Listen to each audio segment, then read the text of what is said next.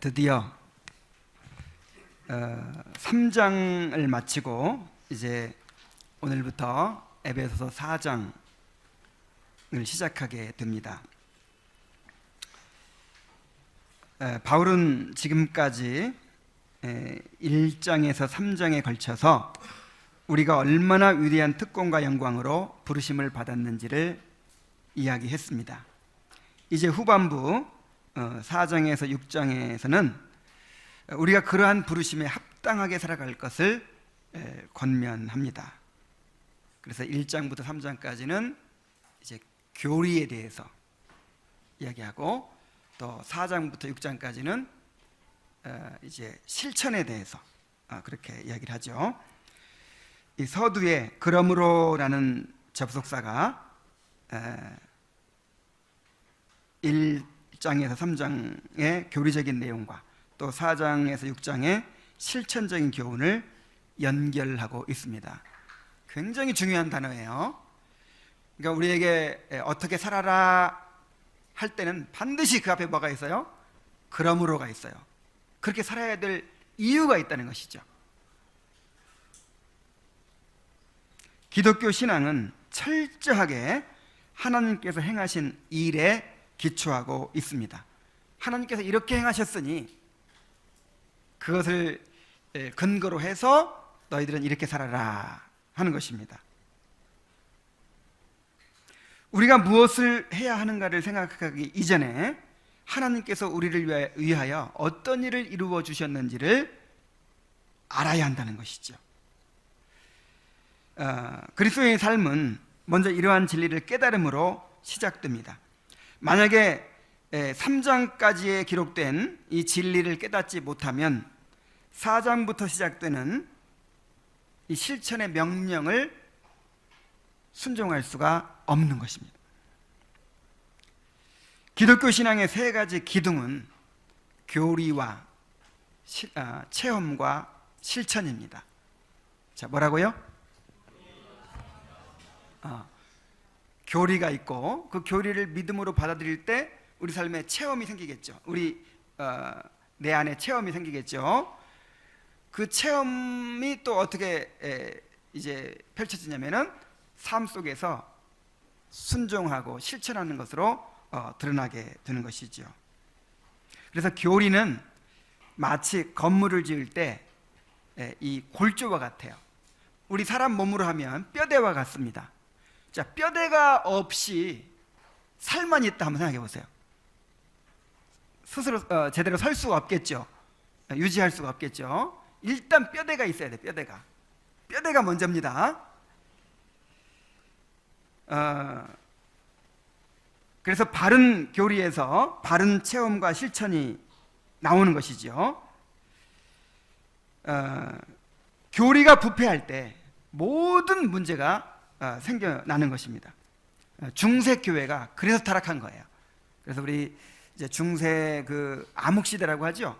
그 중세교회 부패를 생각할 때 뭐 면죄부를 팔고 그다음에 그 성직자들이 축첩을 하고 재산을 이렇게 쌓아놓고 막 이런 도덕적인 부패를 이야기하는데, 이 도덕적인 부패가 일어나게 된 원인이 있는 거예요. 바로 이 교리의 부패입니다. 교리의 부패. 그래서 종교개혁은 윤리회복 운동이 아니에요. 우리가 바르게 행하자 그런 것이 아니고 바르게 믿자는 거예요. 바르게 믿어야 그 다음에 뭐가 나올 수 있어요? 바르게 행할 수가 있는 것이죠. 오늘날도 마찬가지입니다. 오늘날도 한국 교회를 생각할 때 잘 행하지 못해서 문제라고 다들 얘기하죠. 아는 건 많은데, 교회를 오래 다녀서 아는 것은 많은데 뭐가 없다? 실천이 없다. 그러니까 이제는 행함을 강조해야 된다, 이런 얘기들을 해요. 전혀 그렇지 않습니다. 뭘 알아요? 알기는 수십 년을 교회를 다녀도 아는 게 없어요. 성경의 진리를 제대로 아는 게 없습니다. 몰라서 듣지 못한 것을 어떻게 믿습니까? 그래서 이 무지 때문에 교리를 알지 못하기 때문에, 또 알아도 왜곡되게 알고 있기 때문에 그 체험과 삶이 부패할 수밖에 없는 것입니다. 그래서 우리가 바른 신앙을 가지려면 무엇보다도 먼저 바른 교리를 알아야 될 줄로 믿습니다. 자, 그렇다고 교리만 배우면 또 삶이 변합니까? 자, 아까 교리가 뭐라고 그랬어요? 뼈대라고 그랬죠. 그래서 교리만 그냥 알면 저절로 변화되는 줄 아는 사람들이 있어요. 자, 뼈만 앙상한 사람들, 손을 붙잡았더니 뼈만 만져져요. 이것은 기독교가 아닙니다. 이 뼈가 이제 우리를 바로 설 수 있게 하고요. 그 다음에 뭐가 입혀져야 됩니까? 살이 입혀져야죠. 살이. 체험이 있고, 그 다음에 실천이 있어야 되죠. 만일 교리를 아는 것만 중요하다 그러면 이제 3장까지로 끝나면 돼요. 우리가 이렇게 구원받았다, 하나님께서 이런 일을 하셨다 하고 3장에서 끝, 에베소서 이렇게 끝내면 돼요. 근데 더 많은 분량으로 4장에서 6장까지 이제 순종과 실천에 대해서 기록하고 있잖아요. 그래서 이제 우리가 바른 교리를 믿었다면 이제는 그 믿음대로 살아가기에 힘써야 되는 것입니다. 우리가 진리를 믿고 구원받았지만 아직 우리의 속사람이 연약해요. 그리고 우리 안에는 옛사람의 본성이 남아 있습니다. 그래서 우리가 힘써 죄와 싸우고 힘써 부르심에 합당한 삶을 살기 위해서 노력하지 않으면 다시 죄에게 사로잡히고 다시 그 옛사람의 습성대로 그렇게 머물게 되고 마는 것입니다. 자, 그렇다면 이 부르심에 합당한 삶을 살라고 했는데 부르심에 합당한 삶이란 어떠한 삶입니까? 바울은 먼저 성령이 하나 되게 하신 것을 힘써 지키라고 말합니다. 이 성령이 하나 되게 하신 것은 성령의 세례를 통해 이루어진 교회의 하나됨을 말하는 거예요. 자, 성령이 하나 되게 하신 것이 뭐예요? 교회를 말하는 거예요. 바로 지금까지 1장에 3장에 걸쳐서 이야기를 해온 것입니다. 우리를 구원하신 하나님의 목적은 그리스도의 몸된 교회를 세우고 또 완성하시는 것입니다. 그러므로 그러한 부르심에 합당하게 행하기 위해서는 교회의 하나됨을 힘써 지켜야 하는 것입니다. 우리 어제로 이제 기독교 강요에서 그 칼빈의 기도론을 다 배웠는데 이번에 칼빈의 기도론을 배우면서 가장 인상 깊게 남았던 게 뭐냐면 이 기도라고 하는 것이 개인의 일이 아니라는 거예요. 기도는 철저하게 공적인 성격을 띠고 있다는 거예요. 기도할 때 나 혼자 기도하는 게 아니라 공동체가 함께 기도하고 또 공동체를 위해서 기도하는 것이라는 거예요. 성경 전체가 다 그렇습니다. 우리 기독교 신앙은 철저하게 공동체적입니다. 그래서 부르심에 합당하게 생활하라 그러면 이제 착하게 살아야 되겠구나, 뭔가 선한 일을 해야 되겠구나, 뭐 이런 생각을 하는데 성경에서 뭐라고 해요?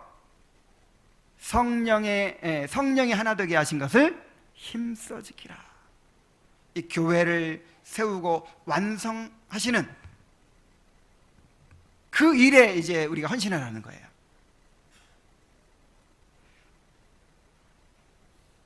힘써 지키라고 한 것은 하나됨을 지키는 것이 쉽다는 거예요? 어렵다는 거예요? 어렵다는 것입니다.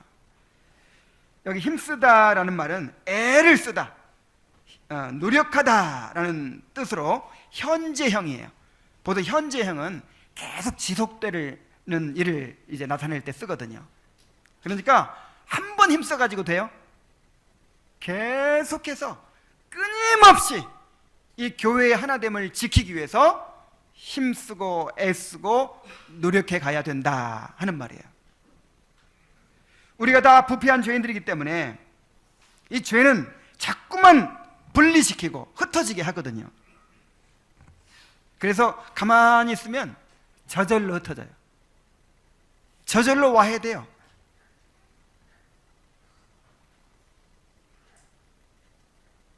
그래서 우리가 성령의 하나 되게 하신 것을 힘써 지키지 않으면 안 되는 것입니다. 자, 그렇다면 우리가 또 어떻게 성령의 하나 되게 하신 것을 지켜갈 수가 있을까요? 바울은 교회의 하나됨을 지키는 데 필요한 4가지 덕목에 대해서 이야기합니다. 그것은 바로 겸손과 온유, 그리고 오래 참음과 용납입니다. 이 겸손과 온유가 짝을 이루고 오래 참음과 용납이 서로 짝을 이룹니다. 이게 다 거듭난 자의 성품이죠. 그리고 겸손과 온유, 오래 참음과 용납의 결과로 이루어지는 평안을 이야기합니다.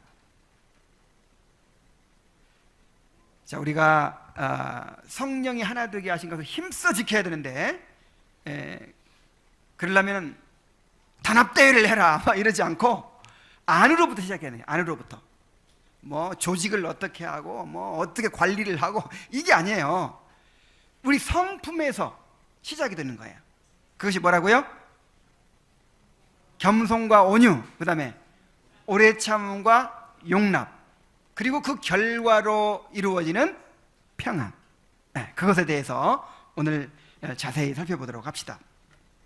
자, 먼저 겸손과 온유가 필요하다고 했어요. 하나됨의 기초는, 이 교회의 하나됨의 기초는 겸손입니다. 이 겸손이 바탕이 되지 않고서는 절대로 하나가 될 수 없어요. 교만은 분열을 가져오고 겸손은 일치를 가져옵니다. 겸손이란 무엇입니까? 제가 자주 말씀드리지만 성경에서 말하는 이 덕목들을 그냥 인간의 그 본성에서 비롯된 도덕적인 성품으로 이해하면 안 된다고 했죠. 그러면 성경이 전부 다 뒤틀리게 돼요. 왜곡되게 돼요. 이건 다 특별 은혜에 속한 것들입니다. 거듭난 자의 성품을 말하는 거예요. 성령의 열매를 말하는 거예요. 성령의 열매. 성경이 말하는 겸손은 이 도덕적 겸양의 미덕이 아니고 하나님 앞에서 자신을 낮추는 것입니다. 자, 겸손이 뭐예요? 하나님 앞에서 자신을 낮추는 것. 이거 꼭 기억하시기 바랍니다. 겸손은 성경에서 겸손하라 뭐 이렇게 얘기할 때 하나님 앞에서 나를 낮추는 것이다. 이것을 항상 우리가 기억해야 돼요. 하나님 앞에서 이 거룩하시고 두려우신 하나님 앞에서 자신의 부패성과 무능을 철저히 깨달아서 자신이 깨어지고 낮아진 마음의 상태, 이것을 겸손이라고 합니다. 곧 예수님이 말씀하신 심령의 가난함을 가리키는 거예요. 심령이 가난한 자는 복이 있나니 천국이 저희 것이며 그랬죠? 이렇게 겸손한 자들이 천국 가는 거예요. 너희가 돌이켜 어린아이들과 같이 되지 아니하면 결단코 천국에 들어가지 못하리라 그랬죠. 하나님 앞에서 자신의 죄를 깨닫고 깨져버리지 않으면, 낮아지지 않으면 이 복음을 받아들일 수가 없어요. 이 복음을 받아들인다고 하는 것은 나를 포기한다는 뜻이에요. 예수님을 나의 왕으로, 나의 주님으로, 내가 예수 그리스도의 노예가 된다는 뜻이거든요. 이게 겸손이에요.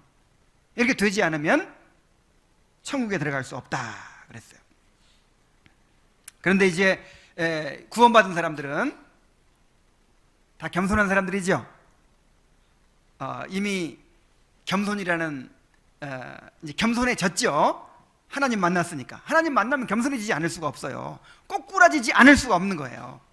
그래서 이제 겸손해졌으니까 계속해서 그 낮아진 마음의 상태를 지켜가야 되는 것이죠. 겸손해졌는데 아직도 내가 살아있죠. 우리 안에 육신이 있기 때문에 아직도 자꾸만 나를 이제 세우려고 하는 거예요. 그래서 내가 살아있게 되면은 그게 교만입니다. 그러면 이제 분열이 생기는 거예요. 내가 죽어야 돼요. 내가 낮아져야 돼. 그래야 일치를 이룰 수가 있습니다. 이 교회가 왜 하나 되지 못합니까? 왜 다툼이 생기고 분열이 생기게 됩니까? 다 교만 때문이에요. 자신이 깨어지지 못하고 낮아지지 못하기 때문입니다. 그래서 이미 구원받은 사람들도 끊임없이 하나님 앞에서 자신의 죄와 비참의 상태를 깨달아서 끊임없이 깨어지고 낮아지는, 통회하는 심령이 되는 그런 일이 필요한 것입니다. 이렇게 하나님 앞에서 겸손해진 사람은 사람들 앞에서 온유하게 됩니다. 이 온유라고 하는 말은 온순하고 복종적인 태도를 가리키는 거예요. 그런데 이 온유는 타고난 성품이 아닙니다. 이것도 어떤 사람들은 이 사람은 천성이 온유해요. 천성적으로 화낼 줄 모르고 그냥 온순하고 부드럽고 따뜻한 사람이라는 거예요. 이건 그냥 도덕적인 성품을 말하는 거고, 이 온유도 거듭난 자의 성품이에요. 성령의 열매예요. 성령의 열매. 온유는 타고난 성품이 아니고요, 또 힘이 없어서 굴복하는 것이 아닙니다. 이 온유는 겸손의 결과로 나타나는 영적인 성품이에요. 원래 이 온유라고 하는 말이 이제 헬라어로는 프라우스라고 하는데 길들여진 야생마를 뜻하는 말이었어요. 길들여진 야생마. 그 서부 영화 보면 야생마를 이렇게 사냥하는 사람들이 있죠. 야생마를 붙잡으려고 하면 두려우니까 막 길길이 날뛰죠. 근데 이제 주인에게 오랫동안 길들여지면요, 순해집니다. 온순하고 복종적이 됩니다. 그래서 어린아이가 끌어도 이렇게 따라가요. 힘이 없어서가 아니에요. 힘은 있는데 통제된 힘, 절제된 힘입니다. 우리가 주인 노릇할 때는 어땠어요? 내가 내 인생의 주인 노릇할 때는 내가 나를 지켜야 되잖아요. 그러니까 항상 신경이 곤두서 있는 거예요. 나를 방어하는 거예요. 자기 주장을 하는 거예요. 어디 가서 꿀리면 안 되잖아요. 그래서 거칠고 방어적이고 자기 주장적이고 자기 권리 주장하고 막 이러죠. 그런데 이제 하나님 앞에서 내 죄를 깨닫고 내가 깨져버렸어요. 낮아져 버렸어요. 이제 예수 그리스도를 나의 주인으로 영접했어요. 그러면 어떻게 됩니까? 길들여진 야생마가 되는 거예요. 힘은 있지만, 힘은 더 세졌죠. 이제 예수 그리스도를 영접했으니까. 그러나 온순하고 복종적인 태도를 가지게 되는 것입니다.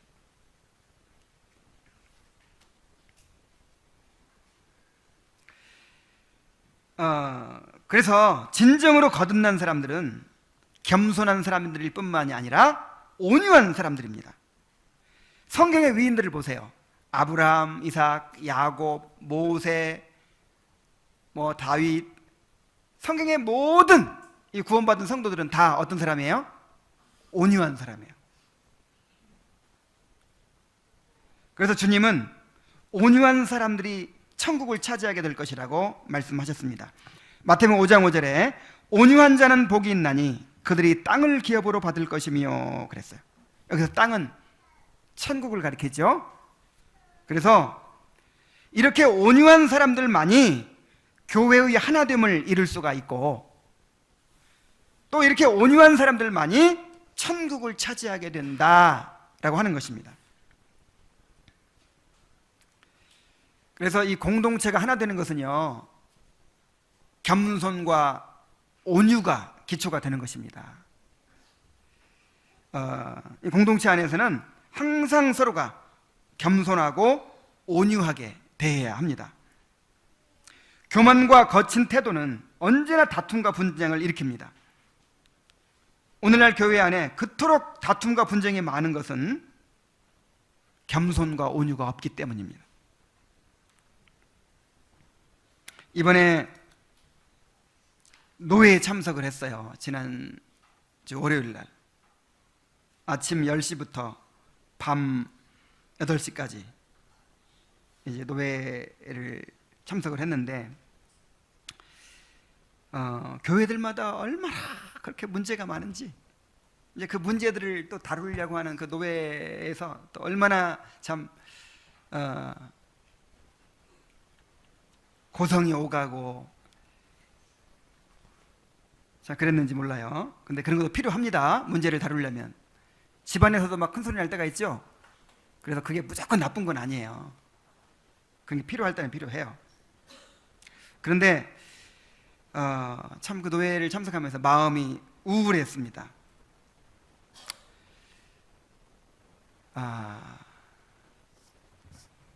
정말 그런 거 없으면 안 되나요? 꼭 그렇게 다툼과 분쟁이 있어야 되나요?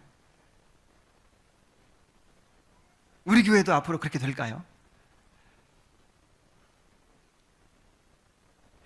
목사가 이 말씀 연구하고 말씀을 전하는 일, 그 다음에 신방하고 또 교회를 치리하는 일, 이런 본질적인 일에만 신경을 쓰고 노력을 해도 부족합니다.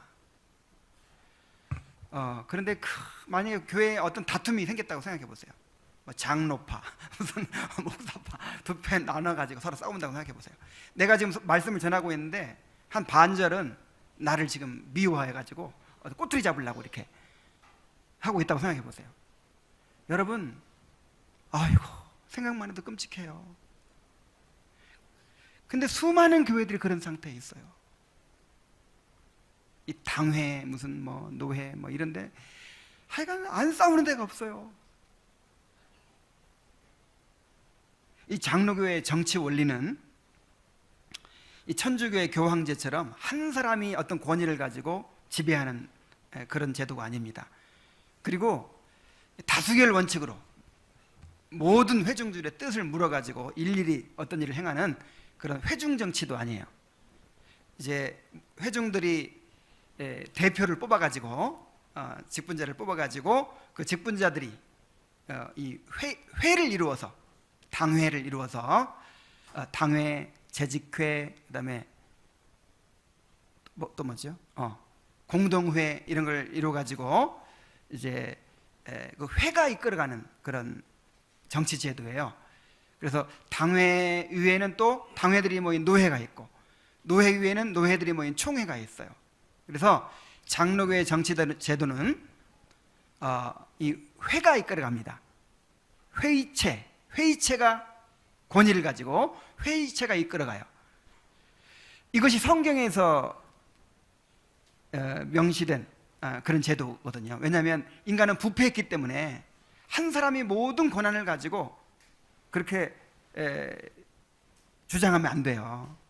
그래서 이 회의체가 이 교회를 이끌어가도록 이렇게 돼 있어요. 가장 성경적이고 가장 이상적인 제도가 이 장로 제도입니다. 그래서 우리 교회가 장로교회예요. 그런데 한 사람이 이끌어가는 게 아니라 어떤 회의체가 이끌어간다는 거 정말 이상적이죠.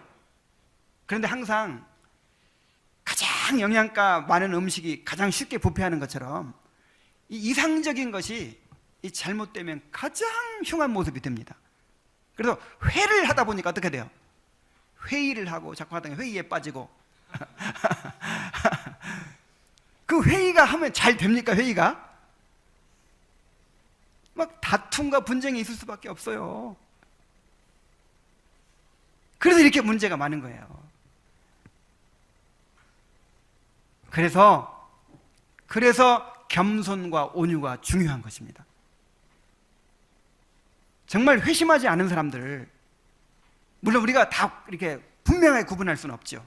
그래서 나중에 이제 집사를 선출하고 장로를 선출할 때 분명한 회심의 증거가 있는 사람들, 뽑아야 되는 거예요.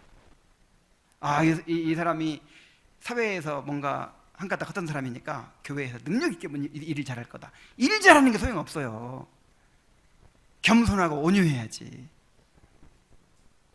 거듭나서 하나님 앞에서 깨진 사람이어야 돼요. 낮아진 사람이어야 돼요. 그 결과로 사람들에게 이 온유함을 드러낼 줄 아는 사람이어야 돼요. 물론 모든 회를 이끌어갈 때 그렇게 해야 되겠지만, 그는 정치뿐만 아니라 우리 교회 안에서 행하는 모든 일들을 그렇게 겸손하고 온유함으로 해야 됩니다. 모든 겸손과 온유로 하고 그랬죠? 이 말씀 암송하세요. 암송. 어떻게 해야 된다고요? 어떤 모임이 있을 때 막 할 말이 있어요. 뭔가 그때 이 말씀 기억하세요. 어떻게 하라? 모든 겸손과 온유로 하라. 뭐 봉사할 때 이렇게 하면 잘 되겠는데 저 사람이 자꾸 고집 피워가지고 이렇게 안 돼. 그러면 열을 내. 그럼 저 사람도 또 열을 내겠죠. 그러지 말고 어떻게 하라? 모든 겸손과 온유로 하라.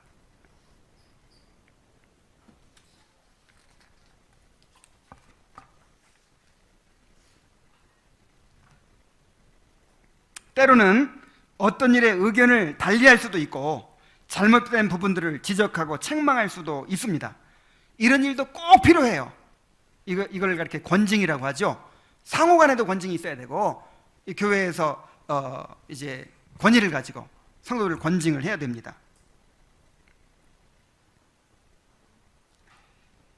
그러나 이 모든 일들을 항상 겸손과 온유로 해야 됩니다. 그때그때 문제를 지적하고 하고 싶은 말을 하는 것이 항상 옳은 것은 아니에요. 이게 나는 교회를 위해서 한다, 나는 저 사람을 위해서 한다고 하지만 나 좋자고 할 때가 많아요. 내가 답답하니까 내가 자꾸 거슬리니까 좀 속 시원하라고 내가 뭐 불편하니까, 그래서 이렇게 이야기하게 되는 경우가 많습니다. 그래서 어떤 얘기 하고 싶으면요, 2번, 3번 생각하세요. 2번, 3번 생각하고 자신을 먼저 살피세요. 내가 지금 겸손하고 온유한 상태가 있는가? 혈기가 막 하늘을 찌르는 상태에 있는가? 그래서 화내지 않고 말할 수 있을 때, 정말 사랑하는 마음으로 말할 수 있을 때, 그때 말하세요. 그것도 이제 나를 살필 때는 화내지 않고 혈기 부리지 않고 겸손하고 온유하게 말할 수 있을 때 그렇게 얘기하고, 상대방도 또 배려해야죠. 상대방도 열려 있을 때 해야 돼요. 준비되어 있을 때.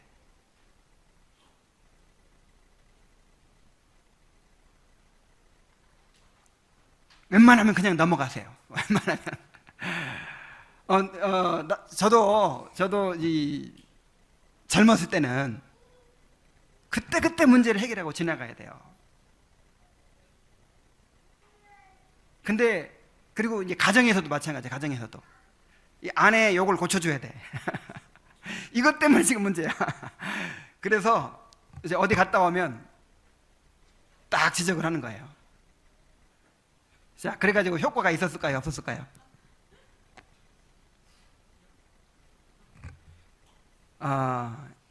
효과가 없어요. 그리고 또 시간이 지나면 해결되는 문제들도 많더라고요. 대부분. 우리 주님이 지금 어떤 경우에는 주님이 참고 있는데, 주님이 오래 참고, 좀 이따 오래 참 나옵니다. 주님이 지금 참아주고 지금 받아주고 있는데, 기다려주고 있는데, 주님이 알아서 다 변화시켜 가고 있는데, 내가 나서 가지고 빨리 안 변화한다고, 빨리 안 고쳐진다고 막 이렇게 혈기를 부리는 거예요. 그래서 그렇게 되지 않도록 하란 말이에요. 그래서 많은 경우에 뭐 교회를 위해서 한다, 뭐 누구를 위해서 한다고 하는데 그것이 교회를 허무는 것이 되는 경우가 많아요.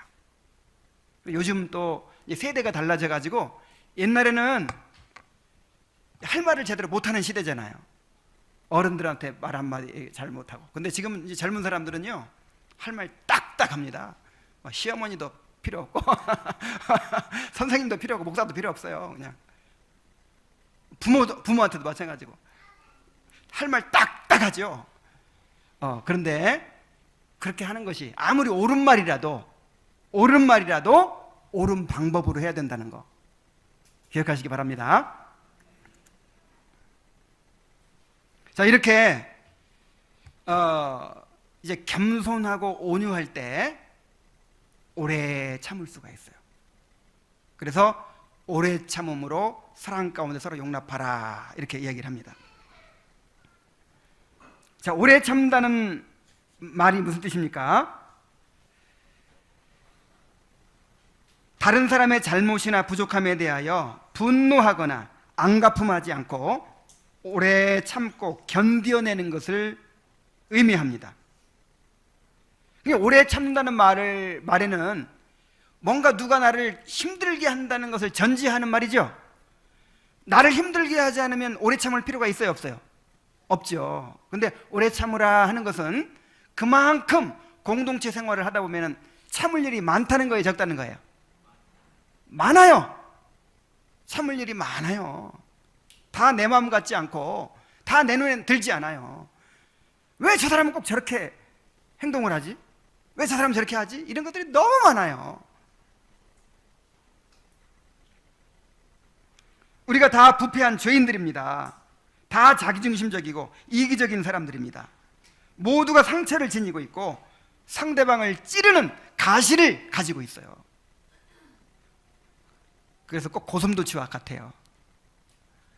추운 겨울에 떨어져 있으니까 너무 추워요. 너무 외로워요. 그래서 우리 하나 됩시다 그러면서 같이 붙었더니 어떻게 돼요?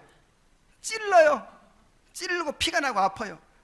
에이, 같이 못 있겠다, 떨어져요. 그러더니 또 너무 춥고 외로워요. 또 같이 붙었더니 또 찔러요. 이게 인간이에요. 이게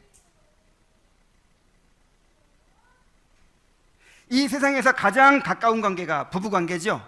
한 몸이라고 하잖아요. 가장 가깝기 때문에 안 싸우고 잘 사나요? 가장 상처가 많고 다툼이 많고 갈등이 많고 분쟁이 많고 그게 부부관계예요. 부모 자식 간에도 또 형제들 간에도 얼마나 참 갈등이 많습니까? 그런데 하나님이 전혀 알지도 못하던 사람들을, 이 작년까지도 모르는 사람 많아요 여기. 전혀 알지도 못하는 사람들, 살아온 과정이 다르고 경험이 다르고 문화가 다르고 성격이 다르고 그 배경이 다른 사람들을 불러다가 그냥 한 몸으로 묶어버렸어요. 이렇게 떨어지지도 못하도록. 그러니 문제가 많겠어요, 적겠어요? 얼마나 문제가 많겠습니까? 그래서 우리에게 오래 참으라는 거예요. 오래 참으라.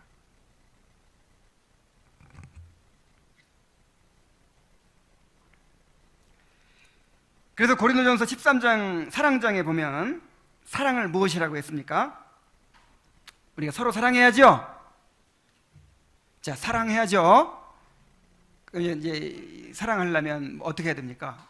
막 잘해줘야죠. 막 이렇게 맛있는 것도 사주고 막 그런 걸 생각할 텐데 성경에서는 어떤 얘기를 먼저 하냐면 사랑은 오래 참고 이렇게 시작하죠. 사랑은 어떻게 하는 거예요?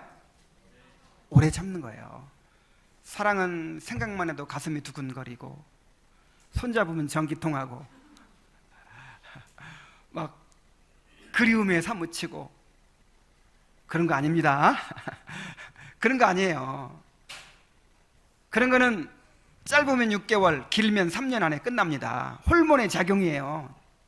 짝을 찾기 위해서 하나님께서 허락하신 거예요. 이제 그런 거 다 지나고 나서 이제 함께 살다 보면 어떻게 됩니까? 콩깍지도 다 떨어지고 이제는 내가 알던 사람이 이런 사람이 아니었는데 내가 기대하는 사람이 이런 사람이 아니었는데 정말 실망스럽고 온갖 약점과 단점들이 막 드러나죠. 그때 본격적으로 사랑이 시작되는 거예요. 결혼은 사랑의 무덤이 아니라 사랑의 시작입니다. 신혼여행 갔다 와서 이제 이 노 메이크업 얼굴 보기 시작하면서 양말 벗어서 아무데나 던져놓은 그 밤에 코 골고 막 하여간 나하고 안 맞는 것들이 막 드러나는, 이제 그때부터 뭐가 시작돼요? 사랑이 시작돼요. 무슨 사랑? 가슴이 두근거리는 사랑? 이제 안 두근거린다니까. 그때부터 오래 참아야 돼요. 얼만큼 참아요? 평생 참아야 돼요. 오래라는 말은 끝까지 참으라는 거예요. 그래서 결혼 생활은 뭡니까? 한마디로 참고 사는 거예요. 나도 참고 살고 있어요 지금.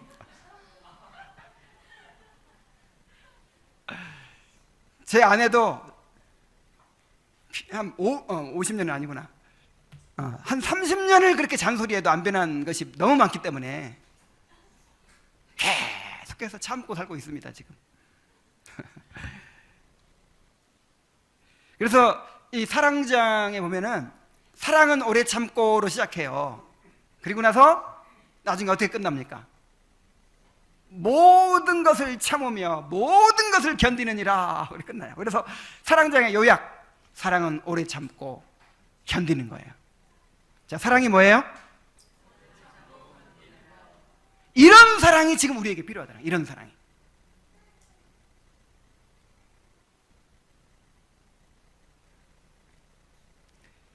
여러분, 사랑은 오래 참고 견뎌주는 것입니다. 그래서 그 사람이 내가 그 사람을 얼마나 사랑하느냐, 이걸 뭘로 알 수 있을까요? 얼마나 오래 참아줄 수 있느냐, 이걸로 알 수 있는 거예요.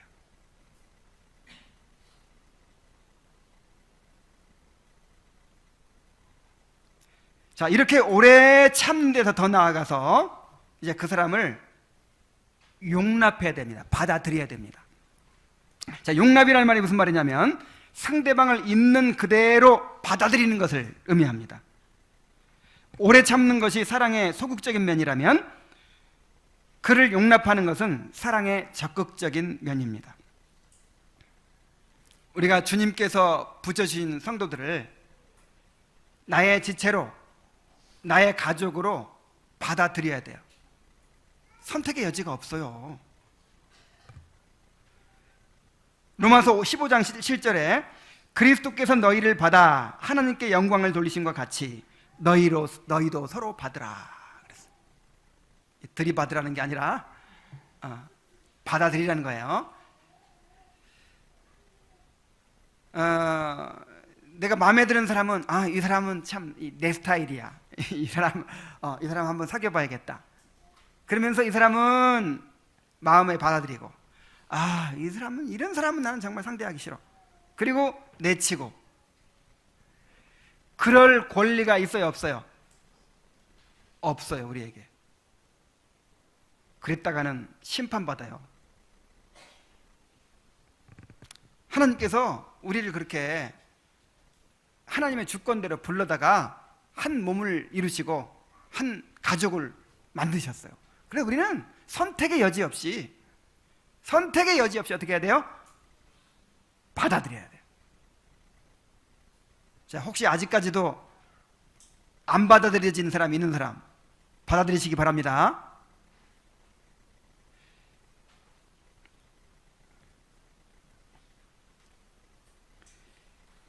자, 우리가 이 겸손과 온유로 대할 때 이제 오래 참음과 용납이 또 가능하게 되는 것이죠. 이렇게 서로 오래 참고 용납해야 될 이유를 더 한번 생각해 봅시다. 자, 왜 우리가 마음에 안 드는 사람들을 자꾸만 이렇게 찌르는 사람들인데도 불구하고 이렇게 받아들여야 됩니까? 오래 참아줘야 됩니까? 또 받아들여야 됩니까? 그것은 첫째로 하나님이 우리를 오래 참고 용납해주고 계시기 때문입니다. 여러분, 우리 자신을 한번 생각해 보세요. 자신을. 날마다 죄 가운데 살아가는 우리를 하나님이 오래 참고 사랑으로 용납하고 계십니다. 우리가 이토록 더럽고 추한 죄인임에도 불구하고 우리를 자녀 삼으시고 우리를 기뻐하세요. 우리를 보배롭고 존귀하게 여기십니다.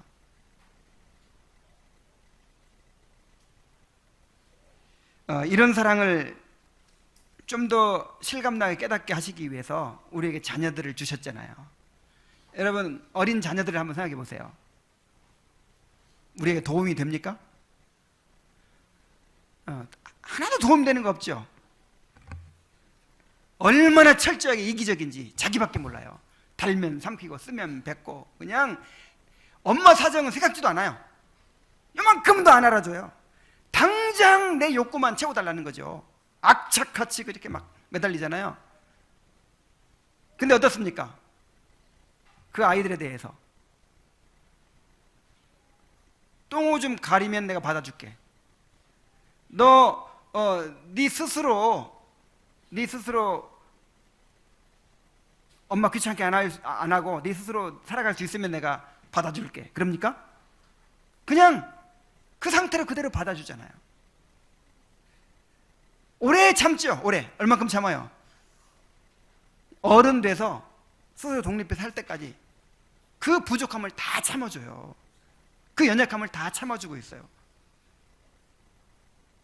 그리고 사랑으로 용납하고 있어요. 이렇게 우리가 하나님께로부터 오래 참음과 용납을 받고 있다는 거예요. 날마다. 만약에 법대로 하면, 하나님께서 공의대로 하면요, 우리는 날마다 저주를 받아야 돼요. 날마다 진노를 받아야 돼요. 우리가 그렇게 죄를 범하며 살고 있어요. 그런데 하나님께서 우리를 그렇게 오래 참아주시고 용납해주고 계십니다. 그래서 주님 말씀하시는 거예요. 우리가 우리에게 죄 지은 자를 사하여 준 것 같이 우리 죄를 사하여 주옵시고.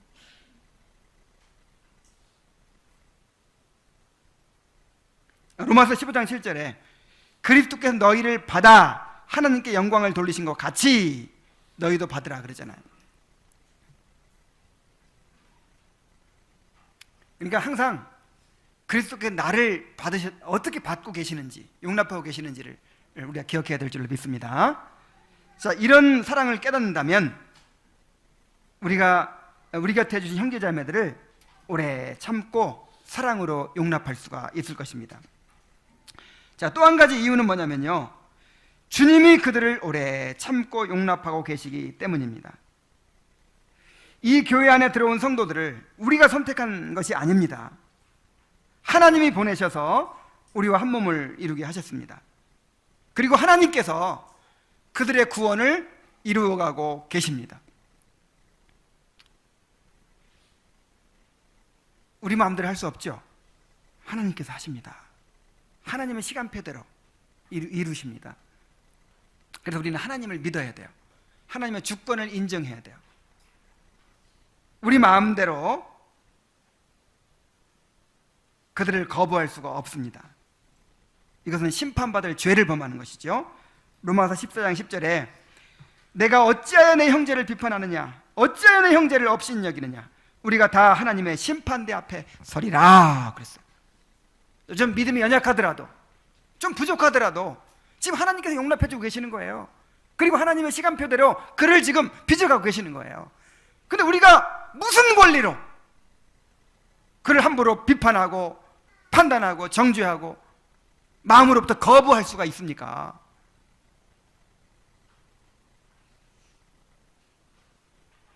하나님께서 오래 참고 계시고 용납하고 계시는 사람을 우리 마음대로 내치는 것은 큰 죄라는 사실을 기억하시기 바랍니다. 그리고 세 번째 이유는 뭐냐면, 사람들은 오래 참는 사랑을 통해서 변화되기 때문입니다. 오래 참고 용납할 때 변화되는 거예요. 하나님은 사람들을 구원하고 또 변화시켜 가는 일에 이 공동체를 사용하십니다. 우리가 하나님의 사랑을 받는다고 할 때 우리가 주님의 사랑을 받는다고 할 때 직접 보이지 않는 주님의 사랑을 물론 받기도 하지만은 주님의 몸된 교회를 통해서 누리게 하십니다. 그래서 서로 오래 참고 용납해 줄 때, 그게 오래 참고 용납해 주는 사람이 누구예요? 주님의 지체잖아요. 주님의 손, 주님의 발, 주님의 눈, 주님의 입, 우리가 다 주님의 지체들이잖아요. 그래서 이 공동체 안에서 오래 참고 용납해 줄 때 그것을 통해서 주님의 사랑을 경험하고 변화될 수가 있는 것입니다. 사람들은 처음에는요 다 두려움을 가지고 있어요. 사람에게 있는 근본적인 두려움이 뭐냐면 첫째는 판단받는 거예요. 둘째는 버림받는 거예요. 자, 왜 이것은 모든 사람들이 근원적으로 가지고 있는 두려움입니다. 어떤 두려움이 있다고요? 판단받고 버림받고. 우리 조상 아담이 선악과를 먹고 나서 죄인으로 드러났죠. 그래서 막 가렸죠. 막 가리고 막 숨고 그랬죠. 그 다음에 버림받았어요, 하나님께로부터. 그래서 모든 인류가 이제 근원적인 두려움을 가지고 있어요. 상처를 가지고 있어요. 그래서 사람들이 다 두려워합니다. 사람들에게 판단받는 거. 너 그런 정도밖에 안 되는구나. 그래, 나쁜 사람이구나. 마음속에 그런 악한 생각이 있었구나. 그렇게 나쁜 사람이, 옳지 못한 사람이었구나 하는 이런 것이 드러날까봐 판단받는 거, 이걸 두려워요.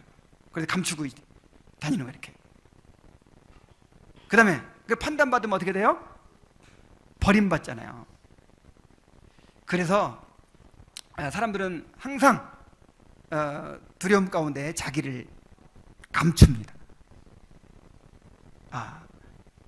좋은 모습만 드러내려고 해요. 처음에 만나면 다 좋은 모습만 드러내려고 하죠.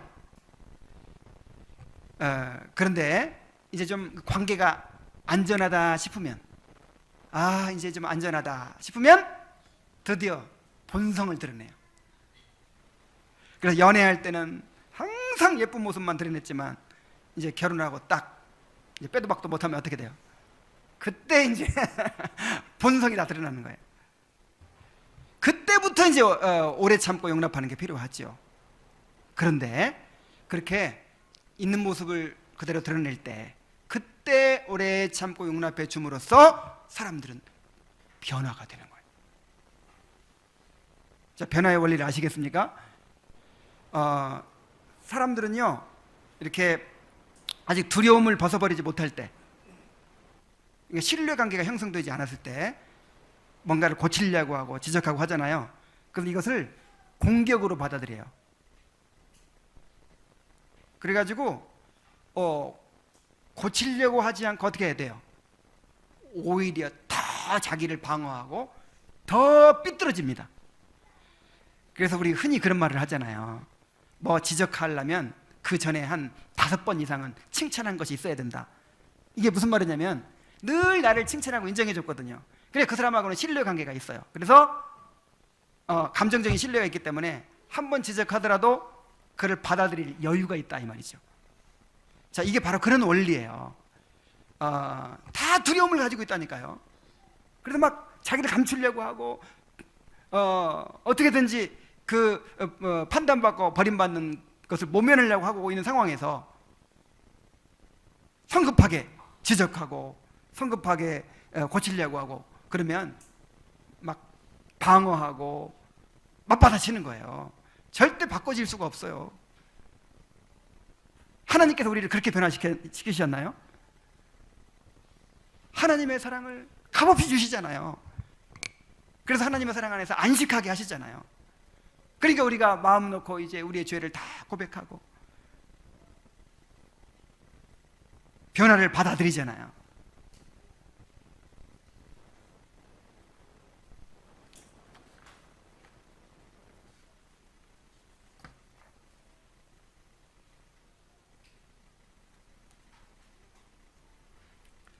그래서 이솝 우화의 그 해와 바람의 시합, 어떤 사람이 모자를 모자와 외투를 이제 막 눌러 쓰고 가고 있는데 누가 빨리 벗기느냐 시합을 했잖아요.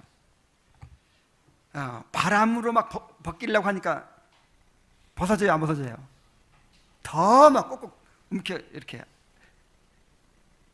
지는 거예요. 근데 햇볕이 따뜻하게 비추니까 그냥 저도 스스로 벗잖아요. 그래서 이 남북 간의 뭐 햇볕 정책이 옳으냐 그러냐 그건 잘 모르겠어요.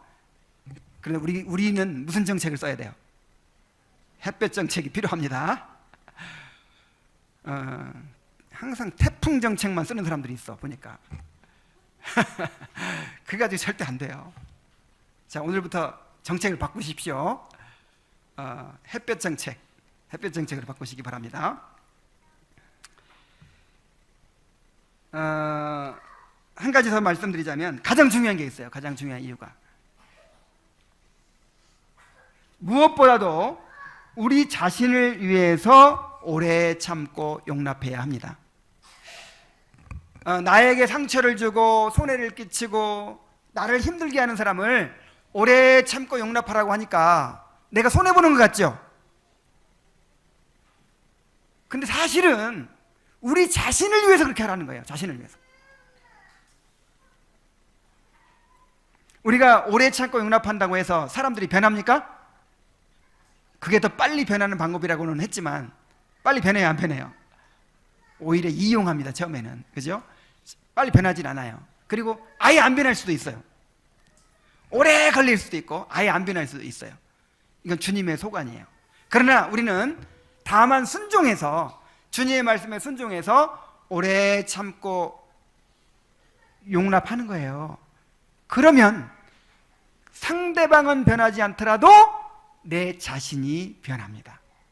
이것이 목적이에요.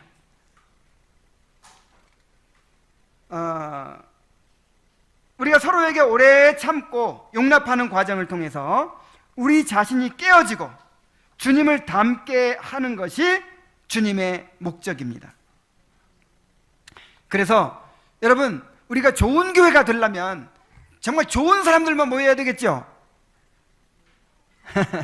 정말 좋은 사람들만 있으면 좋겠죠? 근데 그런 게 좋은 교회가 아닌 거예요. 정말 사랑하기 힘든 사람을 보내셔서 사랑하라고 하시는 것이 하나님의 뜻이에요. 왜 그렇게 하십니까? 그 과정을 통해서 우리를 드러내시는 거예요. 우리가 얼마나 죄인인지, 우리가 얼마나 사랑이 없는 사람인지, 우리가 얼마나 하나님의 은혜가 필요한지, 구원의 은혜가 필요한지를 하나님께서 드러내시는 거예요. 그래서 좀 힘들게 하는 사람이 있어야 영적인 긴장이 있습니다. 회개가 있어요. 죄를 깨닫고 회개하고 하나님의 은혜를 구하고 그렇게 되는 거예요. 그래서 여러분 곁에 좀 힘들게 하는 사람이 있다 하는 것은 축복인 것을 깨달으시기 바랍니다. 아멘이 없어요. 아이고, 나는 결혼을 했는데 한 번도 속삭인 적이 없어. 그러면 잘못한 거예요. 결혼을 왜 하게 하셨나요? 서로 오래 참고 용납함으로 내가 빚어지라고, 서로를 발견하라고 그렇게 주신 거예요. 우리 공동체 형제자매들이 다 마찬가지예요.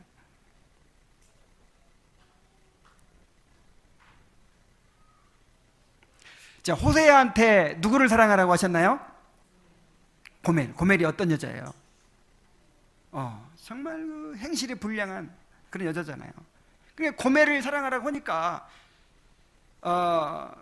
하나님께서 말씀하십니다. 너는 또 가서 타인에게 연애를 받아 음부된 그 여인을 사랑하라 하시기로. 그럼 어쩔 수 없이 하나님이 사랑하라고 하니까 어떻게 사랑해야지? 오래 참고 용납하라고 하니까 해야지. 어떻게 하겠어요? 또 그냥 재산 다 정리해가지고 그 이제 팔려간 아내를 사옵니다. 이걸 반복하는 거예요. 그러면서 호세아가 하나님의 사랑에 대한 그 불후의 명작을 썼어요. 호세아서를 썼어요. 언제 우리 호세아서도 한번 공부해야 되겠는데, 정말 하나님의 사랑이 얼마나 큰지를 그렇게 잘 그려주고 있잖아요. 그 사랑을 어떻게 깨달았을까요? 고멜 사랑하면서, 고멜. 여러분이 어떻게 하면 깨질 수 있을까요? 빚어질 수 있을까요? 어떻게 하면 하나님의 그 조건 없는 사랑을 깨달을 수 있을까요? 우리 곁에 사랑하기 힘든 사람들 보내셔가지고 그 사람들을 그냥 사랑하라고 하니까 어떻게 해요? 사랑해야지.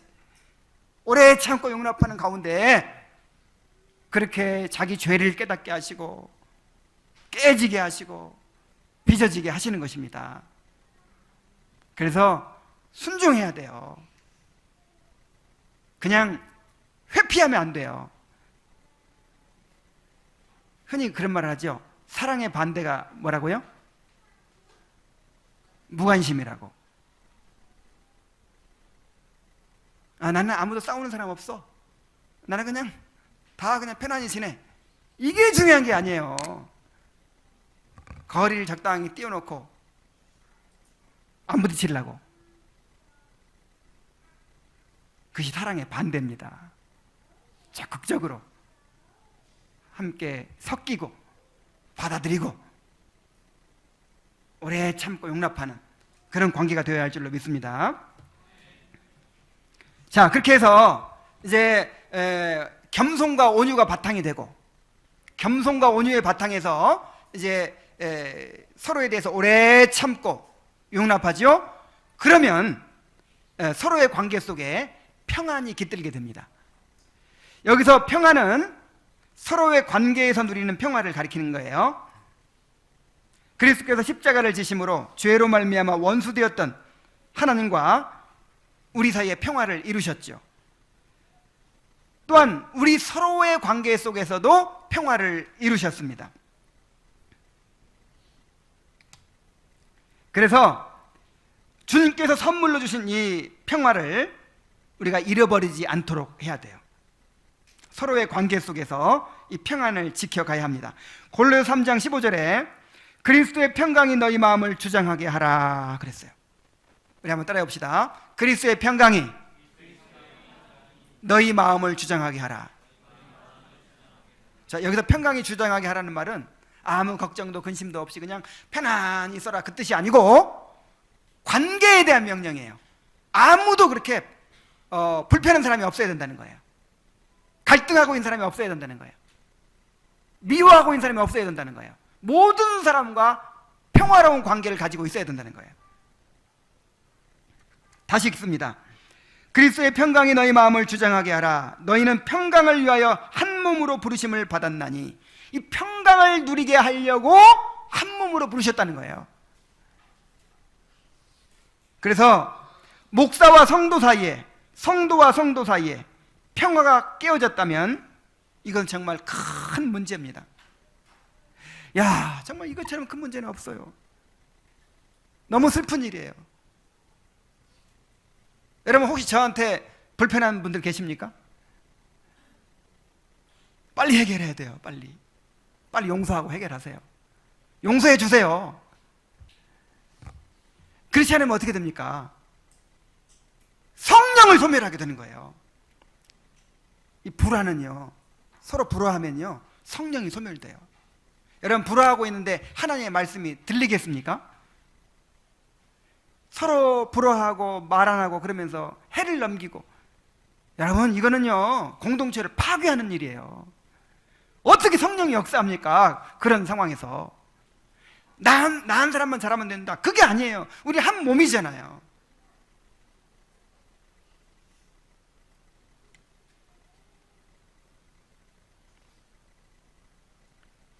교회는 거룩함과 화평함을 함께 추구해야 합니다. 히브리서 12장 14절에 보면은 모든 사람과 더불어 화평함과 거룩함을 따르라.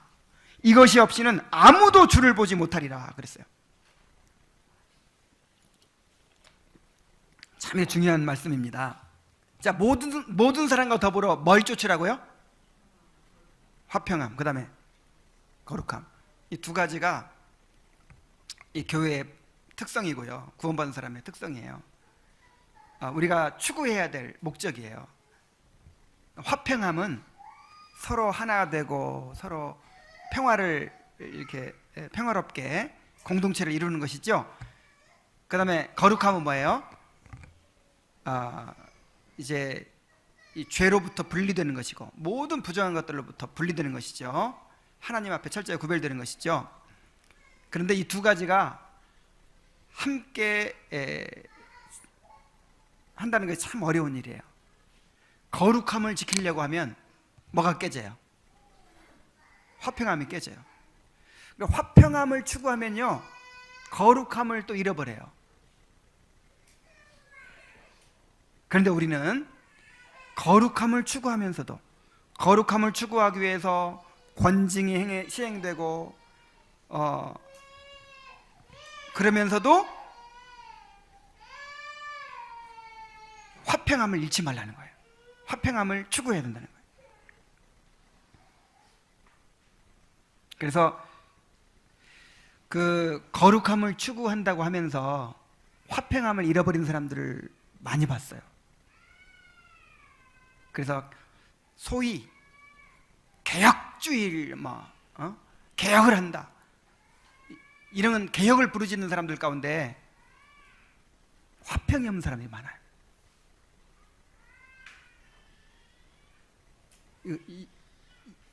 이 화평을 잃어버리면 아무리 옳은 것을 주장해도 다 자기의예요. 자기의. 성령은요, 거룩함과 화평을 함께 이루십니다. 그렇다고 이제 화평함 추구한다고 다 받아들이고 그냥 다 형제다 그러면 또 뭐가 없어진다고요?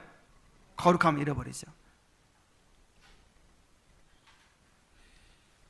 그래서 거룩함을 추구하면서도 결코 화평함을 잃어버리지 않는 그런 성도들이 되고 교회가 되어야 할 줄로 믿습니다. 그래서 우리 안에 평안이 깨어졌을 때 먼저 우리 자신을 돌아보아야 합니다. 과연 내 안에 겸손과 온유가 있는지, 그리고 내가 지금 오래 참고 사랑으로 용납하고 있는지 우리 자신을 돌아봐야 돼요. 그리고 이러한 은혜를 잃어버리고 있다면 회개해야 됩니다. 회개하고 하나님의 은혜를 구해야 합니다. 이제 말씀을 맺겠습니다. 바울은 1절에서 주 안에서 갇힌 내가 고난오니 라고 말합니다. 교회를 위해서 감옥에 갇힌 자신의 처지를 생각해서라도 성도들이 이 권면에 순종하기를 당부하고 있는 것입니다. 내가 지금 너희들 이 교회를 이렇게 평화롭게 세우려고, 한몸 되게 하려고, 그것 때문에 내가 지금 감옥에서 이 고생을 하고 있는 거 아니냐. 그러니 나를 생각해서라도 제발 성령이 하나 되게 하신 것을 힘써 지켜다오, 이렇게 이제 에베소 교회 성도들에게 권면하고 있는 것이죠. 이것이 바로 주님의 간절한 뜻입니다. 주님은 십자가를 앞에 두고 세상에 남겨질 제자들에게 서로 사랑하라, 내가 너희를 사랑한 것 같이 너희 서로 사랑하라는 유언을 남기셨습니다. 그리고 그들을 위해서 기도하시면서 그들이 하나 되게 해달라는 기도를 거듭하셨어요. 이렇게 교회의 하나됨을 이루는 것이 앞으로 전개될 모든 교훈의 핵심입니다. 이것이야말로 우리가 주님을 알아가는 길이요, 세상의 그리스도를 증거하는 길이요, 하나님의 영광을 나타내는 길이 되는 것입니다. 모든 겸손과 온유로 하고 또 오래 참음으로 사랑 가운데 서로를 용납하고 성령의 하나 되게 하신 것을 힘써 지키는 그런 성도들이 되시기를 간절히 바랍니다.